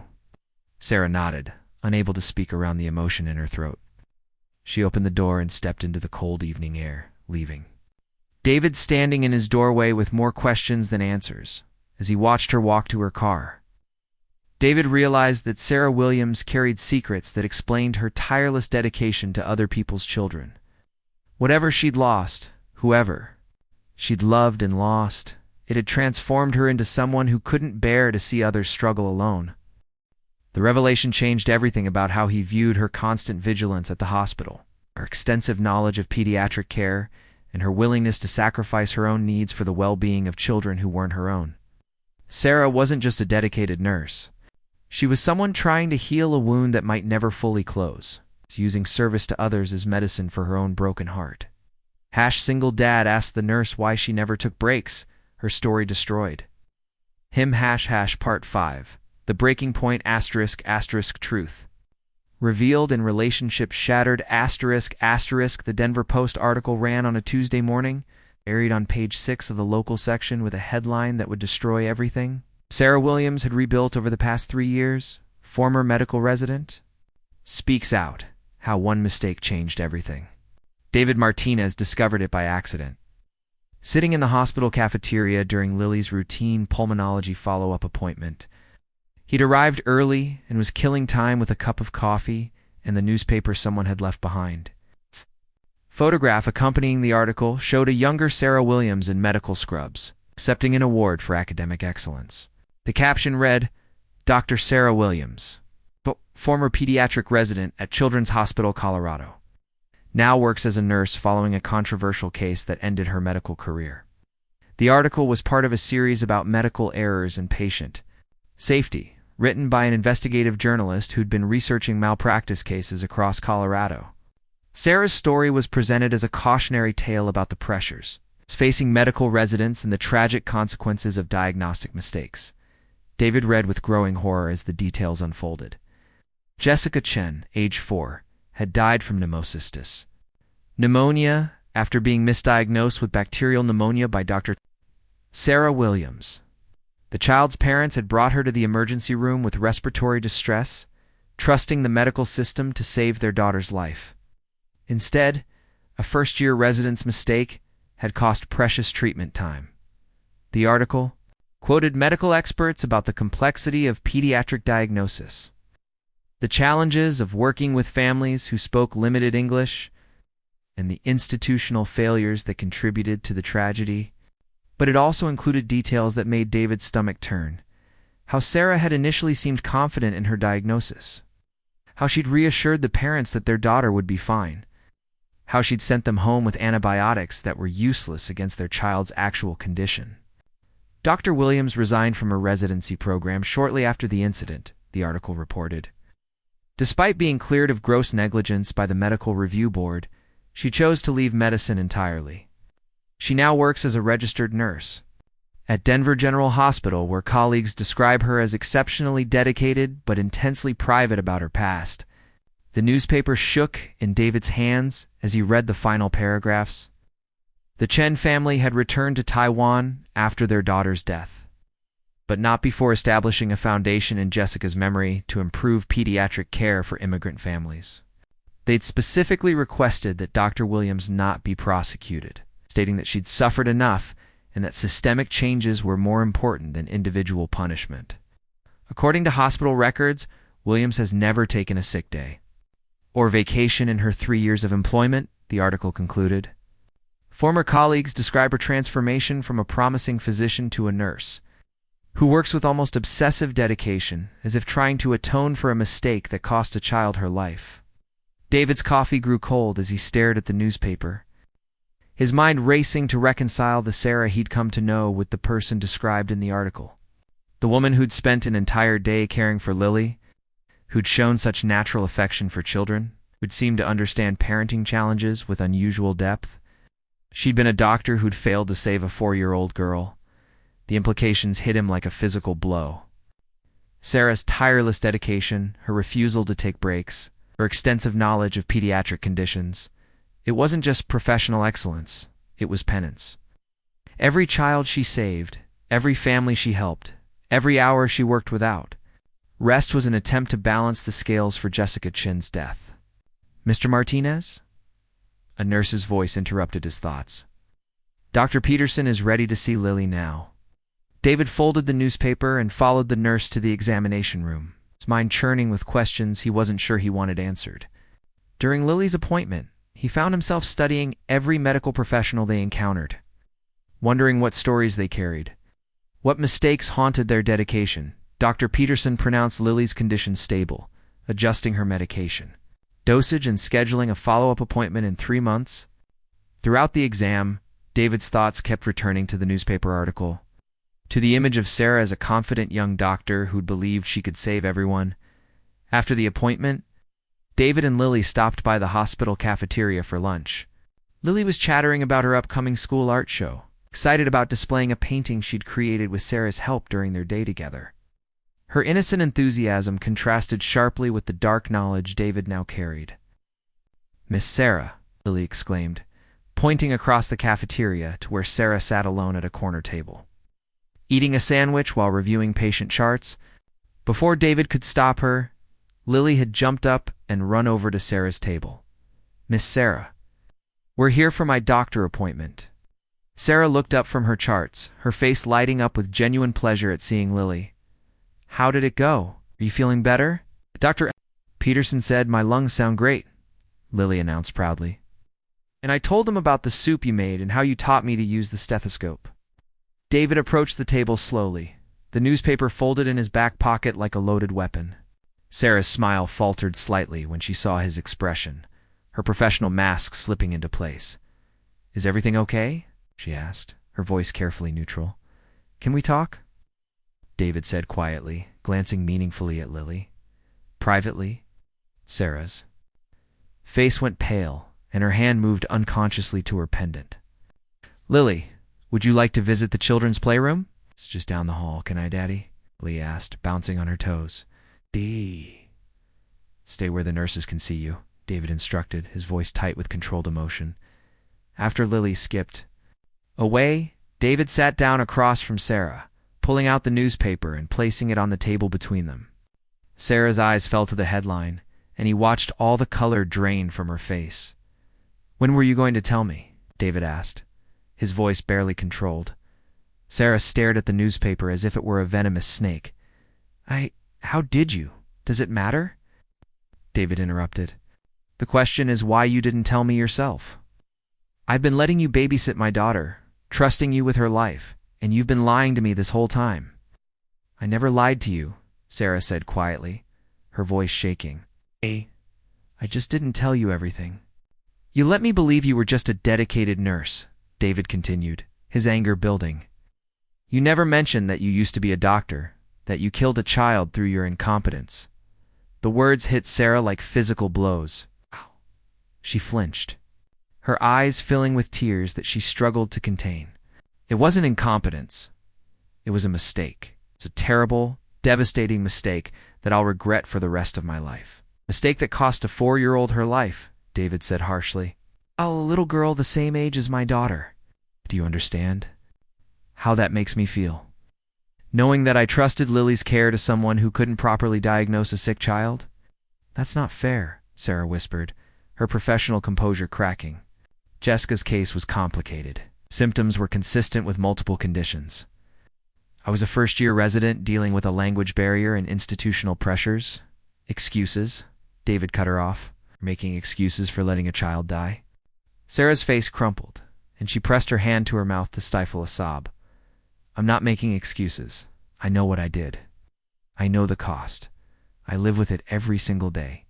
Is that why you do this?" David gestured toward the pediatric ward. "Work yourself to exhaustion, never take breaks, obsess over every patient. Because you're trying to make up for killing that little girl?" "Don't you dare," Sarah said, her voice suddenly fierce through her tears. "Don't you dare reduce everything I do to guilt. Yes, I made a mistake. Yes, a child died because of it. But I didn't become a nurse to atone for anything. I became a nurse because I learned something about medicine that I never understood as a doctor." "What's that?"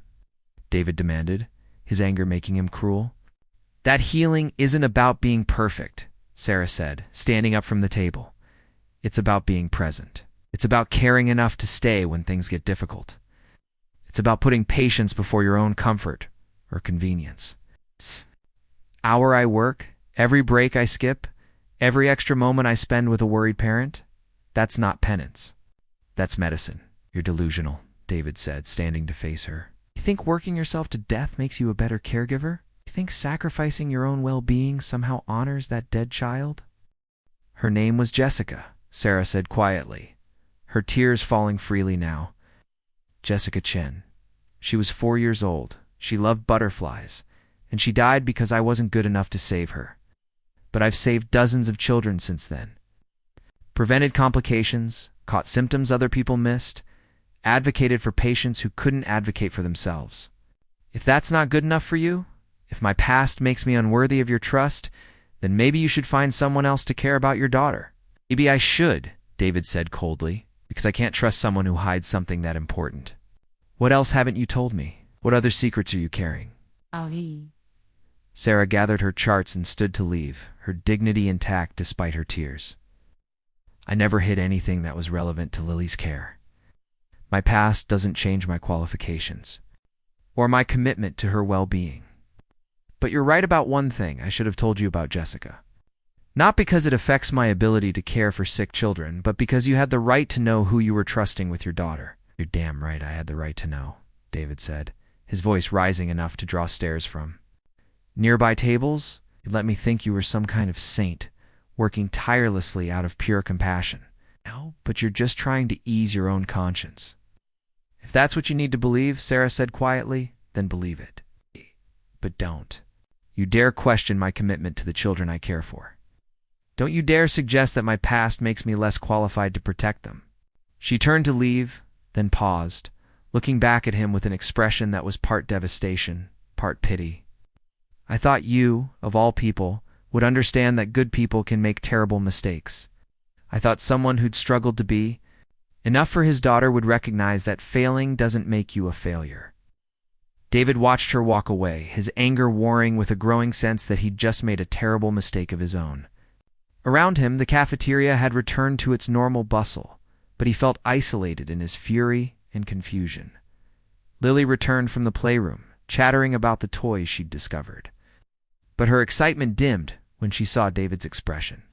"Where's Miss Sarah?" I wanted to show her my new inhaler technique. She had to go back to work, David said shortly. Is she coming to my art show on Friday? Lily asked hopefully. David's chest tightened. He'd forgotten about the art show, where Lily planned to display the painting she'd created with Sarah's help. I don't think so, sweetheart. Why not? I made it special for her. Miss Sarah is very busy with her job, David said, hating himself for the disappointment in his daughter's voice. That evening, David sat in his apartment staring at the newspaper article, reading it again and again, as if repetition might change the facts. The more he read, the more complex the situation became. The medical experts quoted in the article emphasized the systemic failures that contributed to Jessica's death: understaffing, inadequate supervision of residents, communication barriers with non-English speaking families. But David's anger, it wasn't about systemic failures. It was about trust, about the feeling that Sarah had manipulated his emotions by withholding crucial information. He'd been drawn to her dedication, impressed by her knowledge, grateful for her kindness. Learning that it all stemmed from a tragic mistake felt like a betrayal of the connection they'd built. Yet as his anger cooled, David found himself remembering Sarah's words about healing being about presence rather than perfection. He thought about the way she'd cared for Lily, the patience she'd shown, the genuine affection in her interactions with his daughter. Whatever her motivations, her care had been real. The newspaper article had destroyed more than just David's trust in Sarah. It had shattered the possibility of something he'd barely allowed himself to acknowledge, the hope that maybe he and Lily might not have to face the world alone anymore. But trust, once broken, seemed impossible to rebuild. And Sarah Williams, the woman who'd tried to save his daughter after failing to save another, had disappeared from their lives as suddenly as she'd entered them, leaving behind only questions and the lingering scent of betrayal. The silence in David Martinez's apartment felt suffocating. 3 weeks had passed since the confrontation in the hospital cafeteria, and the absence of Sarah Williams had created a void that seemed to affect every aspect of their daily routine. Lily's art show had come and gone, her painting of butterflies, displayed proudly on the classroom wall despite the fact that the person who'd inspired it never appeared to see it. David sat at his kitchen table, staring at the latest medical bill from Lily's pulmonologist's appointment. The numbers blurred together as his mind wandered to the conversation he'd had with Dr. Peterson during their follow-up visit. The doctor had casually mentioned how impressed he'd been with the detailed notes Sarah had provided about Lily's condition, observations that had helped him fine-tune her treatment plan. "That nurse of yours has excellent clinical instincts," Dr. Peterson had said. "She caught some subtle patterns in Lily's symptoms that even I might have missed. You're lucky to have someone so knowledgeable involved in her care." David had nodded, stiffly, unable to explain that Sarah was no longer part of their lives. The irony wasn't lost on him that the woman he'd accused of being a danger to children had actually improved his daughter's medical care. The construction job at the downtown office complex had ended, leaving David scrambling to find new work.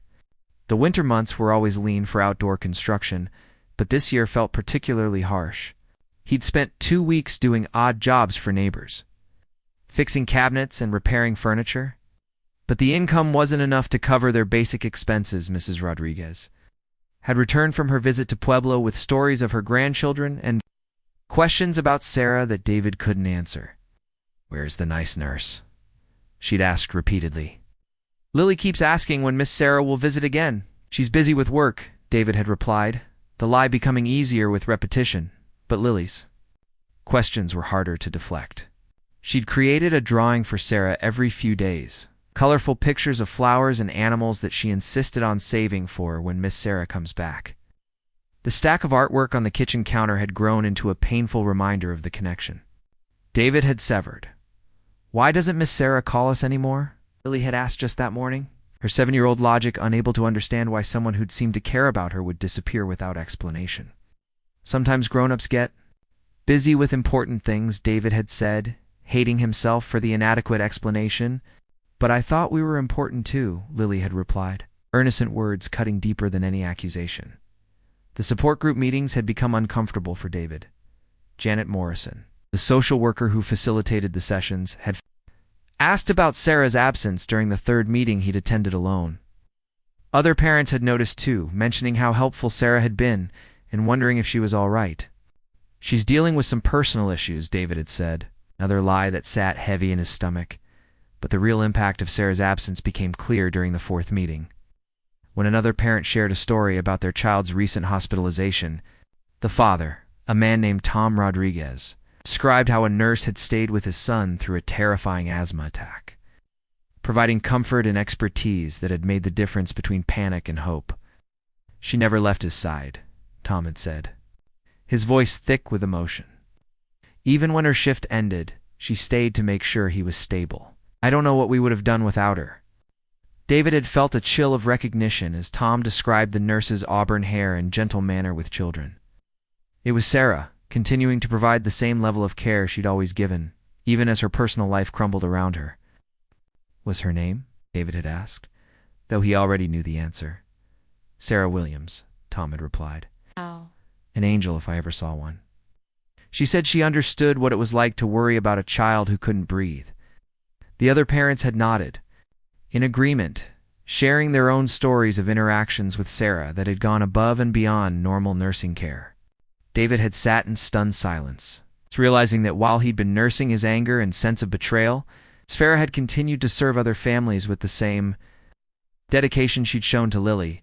The breaking point came during Lily's next routine appointment with Dr. Peterson. They'd been assigned to a different nurse, a pleasant woman named Margaret, who was competent but lacked Sarah's intuitive understanding of pediatric care.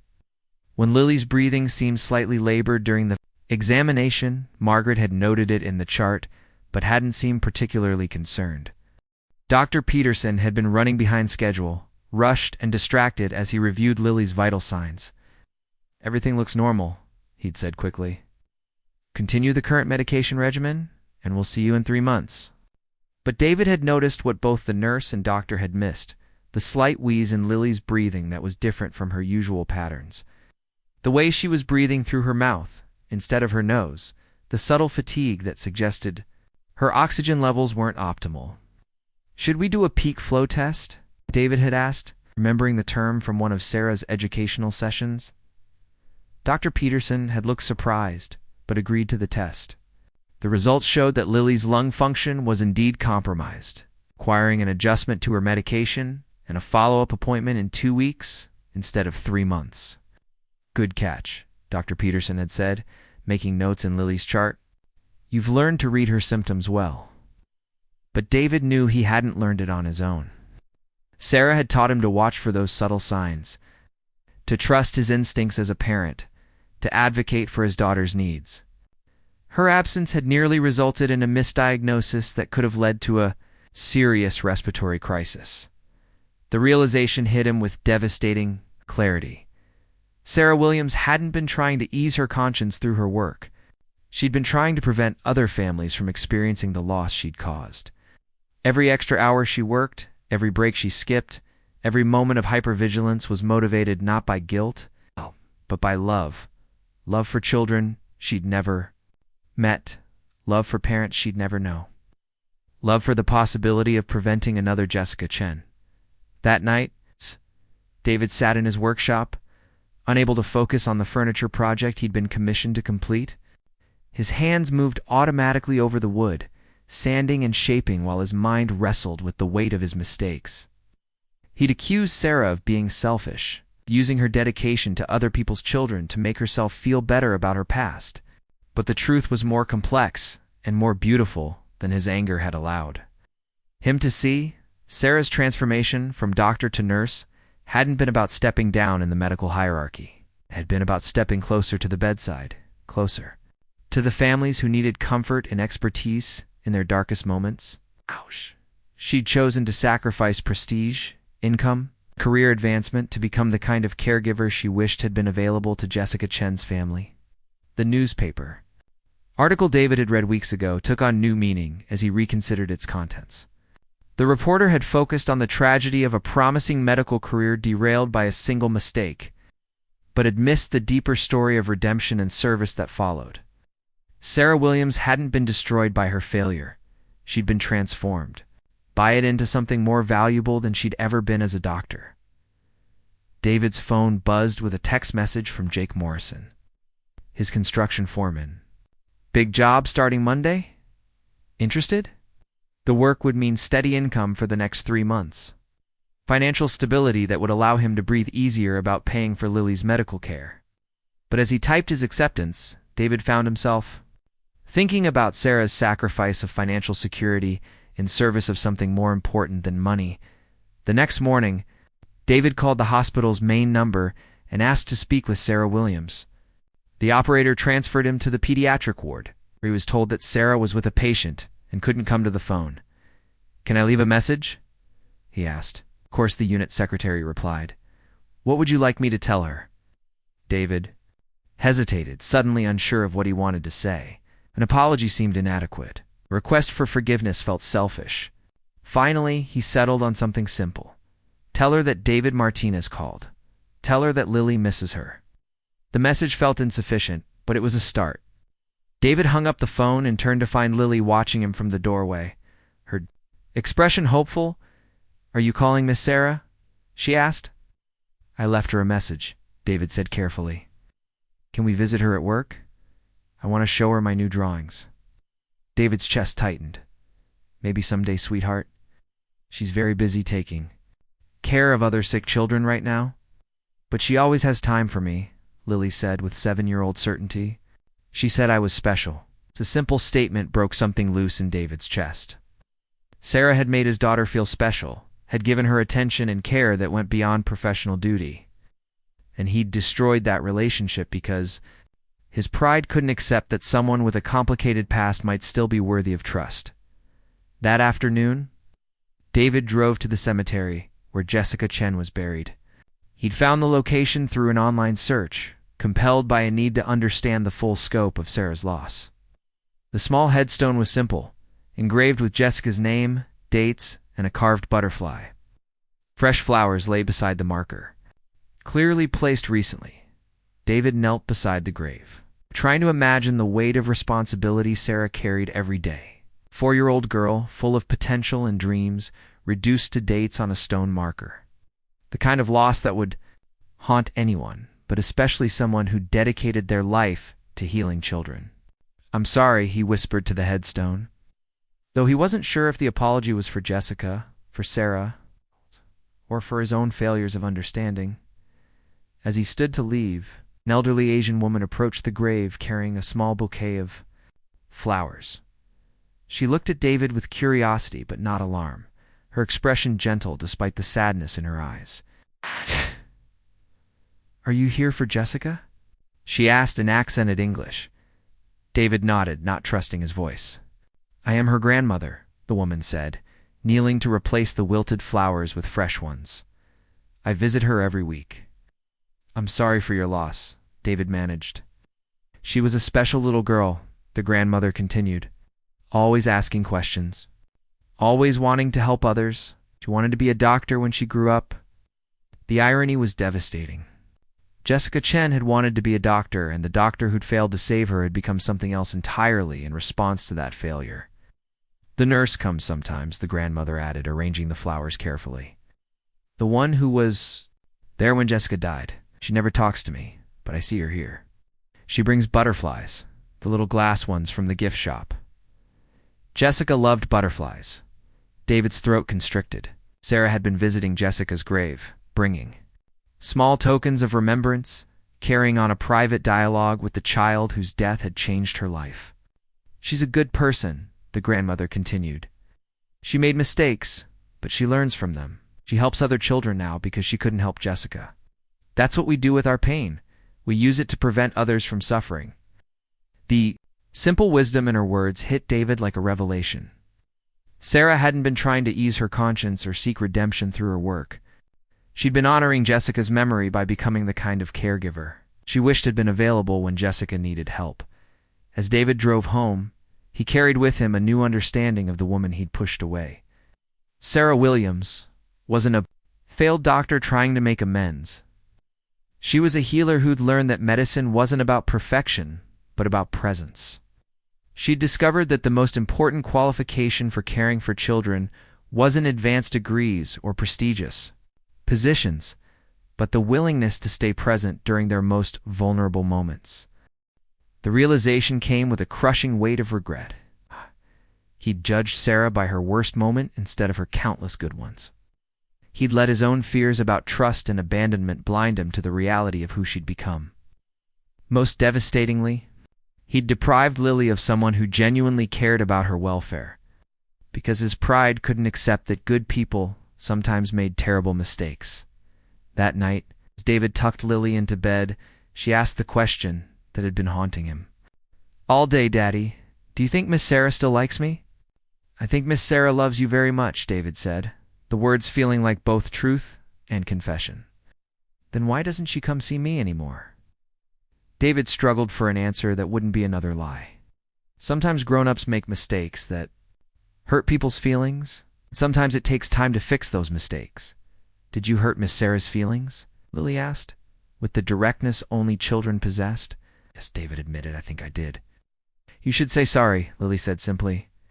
"That's what you always tell me to do when I hurt someone's feelings." The wisdom of a 7-year-old cut through all of David's complicated emotions and justifications. He'd hurt someone who'd shown nothing but kindness to his daughter. He'd let his own baggage prevent him from seeing Sarah's true character.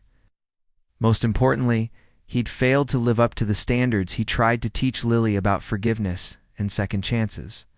As Lily drifted off to sleep, David sat in the darkened room and finally allowed himself to acknowledge the full scope of his loss. He'd found someone who understood the challenges of raising a child with medical needs, someone who'd demonstrated exceptional care and competence, someone who'd made both him and Lily feel less alone in the world, and he'd thrown it all away. Because he couldn't accept that people were more complex than their worst moments, that healing could come from brokenness, and that sometimes the greatest acts of love were performed by those who'd learned the true cost of failure. The emergency call came at 2:43 a.m. on a Friday night, jarring David Martinez from restless sleep. The voice on the other end belonged to Dr. Peterson, his words clipped and urgent despite the late hour. "Mr. Martinez, I need you to bring Lily to the hospital immediately. Her chest x-rayed from yesterday's appointment shows some concerning changes that I missed in my initial review. I need to admit her for observation and treatment." David's blood ran cold. He'd brought Lily for a routine follow-up just yesterday, and Dr. Peterson had seemed satisfied with her progress. Now, 18 hours later, something had changed dramatically enough to warrant a middle-of-the-night emergency call. "Of changes?" David asked, already moving toward Lily's bedroom. "Possible pneumonia, though the pattern is unusual," Dr. Peterson explained. "I've consulted with a pediatric pulmonologist, and we want to start for antibiotics immediately." The radiologist flagged some shadows that could indicate a serious infection. David's hands shook as he gently woke Lily, wrapping her in a warm blanket while trying to keep his voice calm. "Oh, we need to go see Dr. Peterson, sweetheart. He wants to check on your lungs." Still drowsy, but compliant, allowed him to carry her to the car. During the drive to Denver General Hospital, David's mind raced with terrifying possibilities. Pneumonia in a child with severe asthma could be life-threatening. The shadows Dr. Peterson mentioned could indicate complications that might require intensive care. The pediatric emergency department was quieter than usual at 3:15 a.m., but the medical team was ready for their arrival. Dr. Peterson met them at the entrance, his expression grave as he examined Lily's chest x-rays on a portable tablet. "The infiltrates are more extensive than I initially thought," he explained to David while a nurse prepared Lily for blood draws. "We need to determine if this is bacterial pneumonia, viral pneumonia, or something else entirely. The treatment protocols are different for each." As they wheeled Lily into an examination room, David caught sight of a familiar figure in the hallway. Sarah Williams stood at the nurse's station, her auburn hair pulled back in the professional ponytail he remembered, her scrubs crisp despite the late hour. She was reviewing patient charts with the same focused intensity he'd witnessed during their first meeting. Their eyes met across the busy corridor, and David saw a surprise flicker across Sarah's face before she quickly looked away. She gathered her charts and moved toward the opposite end of the ward, clearly avoiding any interaction with him. "Miss Sarah." Lily's voice rang out from the examination room, weak but excited. "Miss Sarah is here, Daddy." Sarah paused at the sound of her name, her shoulders tensing. She turned slowly, and David saw the conflict in her expression, professional duty warring with personal pain. Dr. Peterson looked up from his examination of Lily. "Sarah, perfect timing. I could use your expertise on this case. We have a 7-year-old with severe asthma and what appears to be pneumonia, but the presentation is atypical." Sarah approached the examination room with careful professional distance, her demeanor completely clinical. "What are the presenting symptoms?" "Increased cough, mild fever, decreased appetite for 3 days," Dr. Peterson recited. "But the chest X-ray shows infiltrates that don't match the clinical picture. The child isn't in significant respiratory distress. Oxygen saturation is normal, but something doesn't add up." Sarah moved to Lily's bedside, her expression softening slightly as she looked at the little girl. "Hello, Lily. I'm going to listen to your breathing, okay?" "I missed you," Lily whispered, her small hand reaching for Sarah's. David watched Sarah's professional mask slip for just a moment, revealing the depth of emotion she'd been suppressing. She squeezed Lily's hand gently before placing her stethoscope on the child's chest. "Take deep breaths for me," Sarah instructed, moving the stethoscope to different positions. Her brow furrowed as she listened, clearly hearing something that concerned her. "Dr. Peterson, can I see the x-rays?" Sarah asked, her voice carrying a note of urgency. As Dr. Peterson pulled up the images on his tablet, Sarah studied them with the same intensity David had witnessed during their first meeting. Her fingers traced the shadows on the screen, her expression growing more troubled. "This isn't pneumonia," she said finally. "Look at the pattern of the infiltrates. They're too symmetrical, too evenly distributed. And listen to her breathing. There's no consolidation, no crackles. This looks more like pulmonary edema." Dr. Peterson frowned, looking at the x-rays again. "Pulmonary edema? It's a 7-year-old with asthma?" "It's rare, but not impossible," Sarah explained. "Especially if there's been a recent change in medication, or if she's been exposed to irritants." "Has anything changed in her environment recently?" David's mind raced, trying to remember any changes in their routine. We had the apartment complex's heating system serviced last week. They were working on the ventilation in our unit. Sarah's expression sharpened. What kind of work? They use any chemicals or solvents? They were cleaning the ducts, David said, realizing dawning. The maintenance guy said they used some kind of industrial cleaner. The smell was really strong for a few days. That could be it, Sarah said, turning to Dr. Peterson.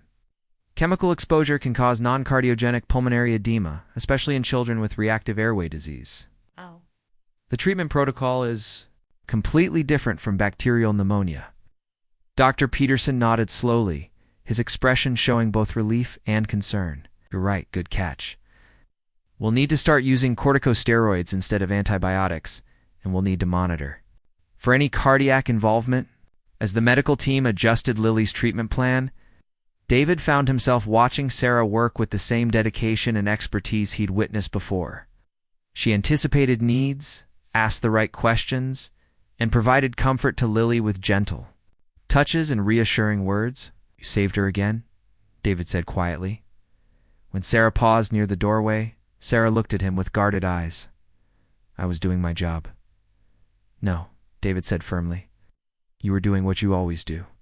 You were seeing what others missed, asking the right questions, making sure a child gets the care she needs. Sarah's hand moved to her pendant, that familiar gesture of emotional discomfort. I should check on my other patients. Sarah, please, David said, stepping closer. Can we talk? I know I don't deserve it, but I need to tell you something. There's nothing to say, Sarah replied, but her voice lacked conviction. There's everything to say, David countered. I was wrong about everything. About you, about your motivations, about what your past means for who you are now. Sarah's composure cracked slightly. Said I was trying to ease my conscience. He said I was using other people's children to make myself feel better about letting Jessica die.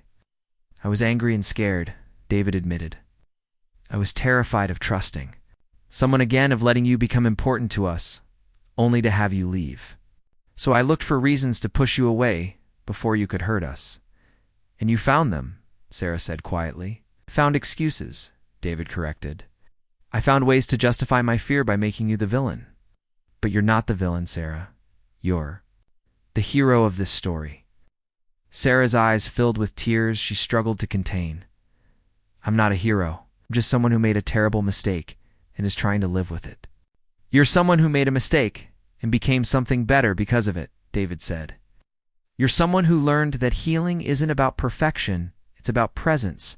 You're someone who honors a little girl's memory by making sure other children don't suffer the same fate. You don't understand, Sarah whispered. Jessica died because I wasn't good enough, because I was too confident, too inexperienced, too proud to consider that I might be wrong. And now you're humble enough to listen, experienced enough to recognize what others miss, and dedicated enough to stay present even when it's difficult, David replied. Jessica's death was a tragedy, but what you've become because of it is a gift to every child you care for. Sarah wiped her eyes with the back of her hand. It doesn't bring her back. No, David agreed. But it prevents other families from experiencing what Jessica's family went through. It means children like Lily get the kind of care you wish you could have provided Jessica. They stood in silence for a moment, the weight of the conversation settling between them. Finally, Sarah spoke again. Visit her grave, she said quietly. Jessica's I met her grandmother there once. She told me that Jessica wanted to be a doctor when she grew up, and now she's inspiring one who's become something even better, David said. Someone who combines medical expertise with genuine compassion, who stays present during the hardest moments, who makes scared parents feel less alone. Sarah's tears fell freely now. I'd been so angry at myself for so long. I didn't know how to forgive myself for failing her. Maybe forgiveness isn't about forgetting the mistake, David suggested. Maybe it's about honoring the memory through the work you do every day. Nice. Maybe it's about accepting that good people can make terrible mistakes and still be worthy of redemption. That what you're asking for? Sarah asked. Redemption? I'm asking for forgiveness, David said. For judging you by your worst moment instead of your countless good ones. For letting my own fears prevent me from seeing who you really are. For hurting you when you'd shown us nothing but kindness. Sarah looked toward the examination room where Lily was sleeping peacefully, her breathing steady and unlabored thanks to the correct diagnosis and treatment. She's the one who deserves an apology. I disappeared from her life without explanation. She never stopped believing you'd come back, David said. She's been drawing pictures for you every day, saving them for when you return. She told me I should apologize for hurting your feelings. Despite her tears, Sarah smiled. She's wise for her age. She gets that from spending time with you, David replied. You've been more than a caregiver to her. You've been a teacher, a friend, someone who makes her feel special and understood. I care about her, Sarah admitted. More than I should, probably. She reminds me of ... of Jessica, David asked gently. Sarah nodded. But also of the future. Of the possibility that making mistakes doesn't have to define who we become. There's hope for redemption, even after terrible failures. There is, David said firmly. You've proven that every day for the past 3 years.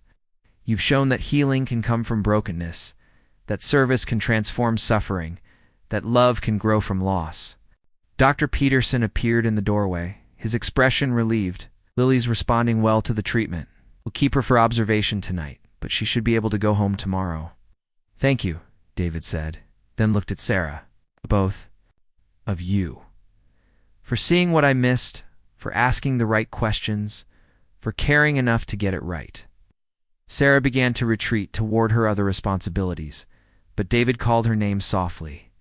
Sarah, Lily's art show is next Friday. She's been working on a special project, something she wants to share with you. Would you consider coming? Sarah hesitated, clearly torn between professional boundaries and personal attachment. I don't know if that's appropriate. It's appropriate if you want to be there, David said. Not as a nurse, but as someone who cares about a little girl who's been missing you. I'll think about it, Sarah said finally. As she walked away, David felt something shift in his chest. The conversation hadn't solved everything, hadn't erased the pain they'd both experienced. But it had opened a door that he'd slammed shut in anger and fear. The next morning, as David prepared to take Lily home from the hospital, he found a small package waiting at the nurse's station. Inside was a glass butterfly, delicate and beautiful, with a note written in Sarah's careful handwriting, for Lily, who reminds me that beautiful things can emerge from difficult circumstances. Thank you for teaching me that second chances are possible. Friday evening found David and Lily walking into the elementary school cafeteria. It's transformed for the art show with student artwork displayed on colorful bulletin boards. Lily had been excited all week, chattering about her special project and checking repeatedly to make sure her best dress was clean. Do you think Miss Sarah will come? Lily asked for the 10th time that day. I don't know, sweetheart, David replied. Honestly.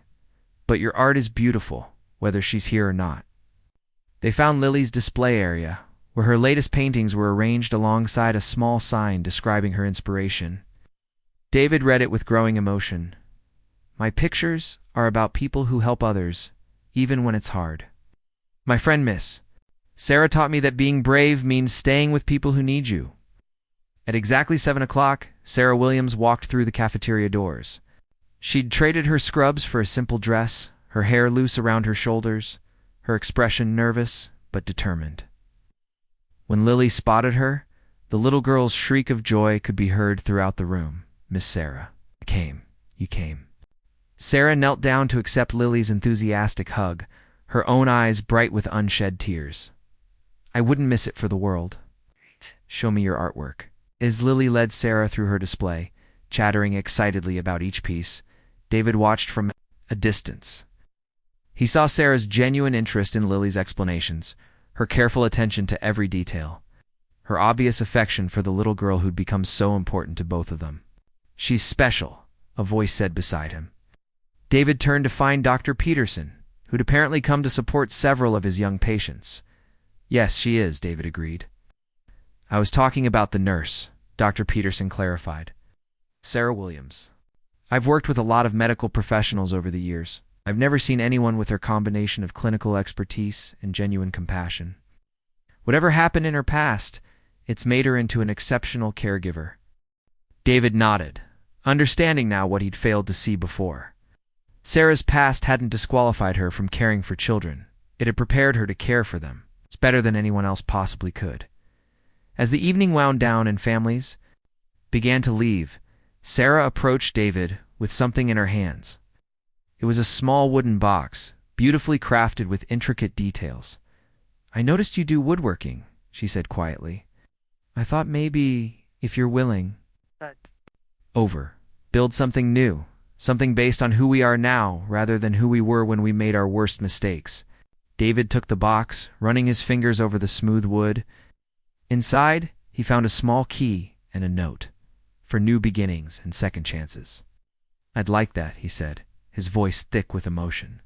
"I'd like that very much." Why'd they walk toward the parking lot, Lily skipping between them? Sarah spoke quietly. "I may never fully forgive myself for what happened to Jessica. But I'm learning that forgiveness isn't about forgetting. It's about choosing to build something better from the pieces of what was broken. And sometimes," David added, "the best things we build are the ones that come from understanding our own capacity for failure and choosing to try again anyway." Sarah smiled, the first truly peaceful expression David had seen on her face since they'd met.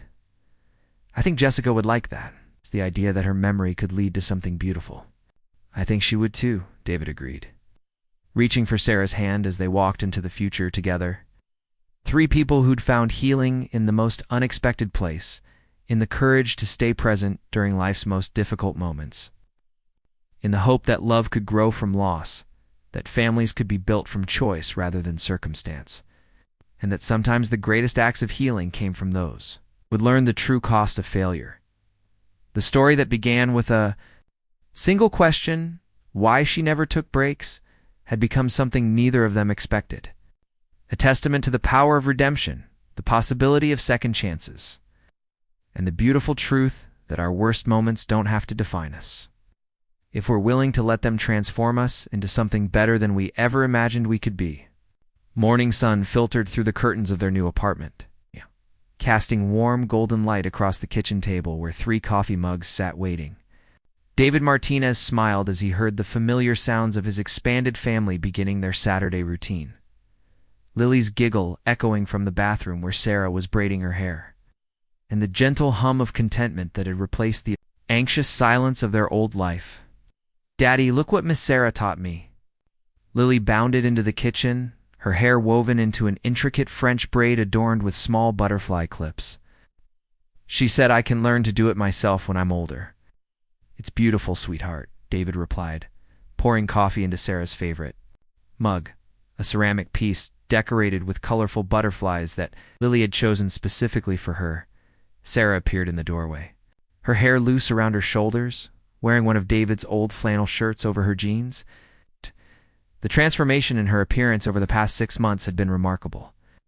The constant tension in her shoulders had eased, the dark circles under her eyes had faded, and most notably, she'd learned to smile without reservation.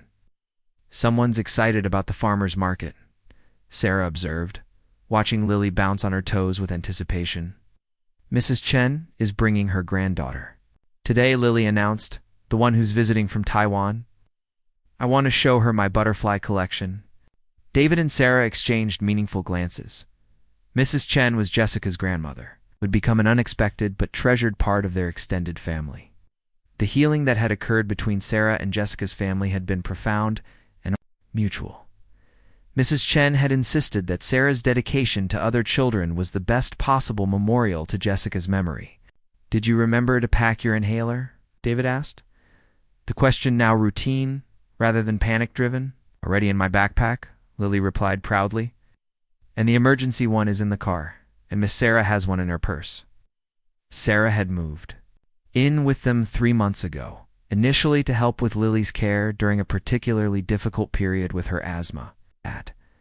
But what had begun as a practical arrangement had evolved into something deeper.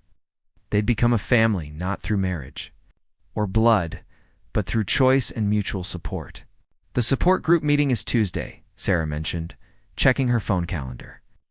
"Jana asked if we'd be willing to share our story with the new families. What do you think?" David asked, deferring to Sarah's comfort level with public speaking. "About their experience, I think it might help, Sarah said thoughtfully. Show them that families come in all different shapes and that healing is possible even after terrible mistakes.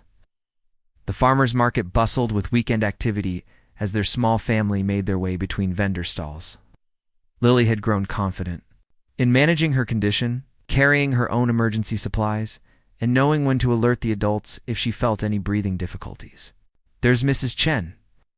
Lily spotted the elderly woman at the vegetable stand, accompanied by a girl who looked to be about 8 years old. The reunion was warm and genuine. Mrs. Chen had embraced Sarah as family.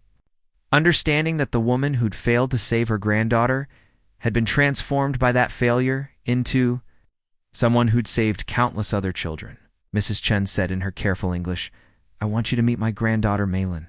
She's visiting from Taipei." Sarah knelt to the girl's level, her manner gentle and patient. "Hello, Maylin. Lily's been looking forward to meeting you."